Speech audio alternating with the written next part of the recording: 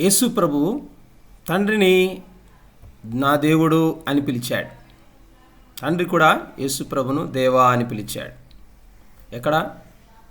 యేసు ప్రభు తండ్రిని నా దేవుడు అని యోహాను సువార్త 20వ అధ్యాయం 17వ వచనంలో పలుకుతూ ఉన్నాడు.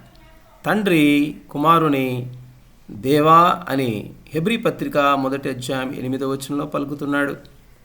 తండ్రిని ఆరాధించమని ఎలా ఆరాధించాలో యోహాను సువార్త 4వ అధ్యాయంలో కుమారుడు చెప్తున్నాడు. కుమారుని ఆరాధించమని తండ్రి హెబ్రీ పత్రిక 1వ అధ్యాయము 5వ వచనము 6వ వచనంలో చెప్తూ ఉన్నాడు. కాబట్టి ఆయన దేవుడు, ఈయన దేవుడు, ఇద్దరు కలిసి ఒక దేవుడు. ఆయనను ఆరాధించాలి, ఈయనను ఆరాధించాలి. ఇద్దరూ కూడా ఆరాధనలకు పూజలకు యోగ్యులు, అర్హులని ఈ వాక్యాలు చెప్తూ ఉన్నాయి.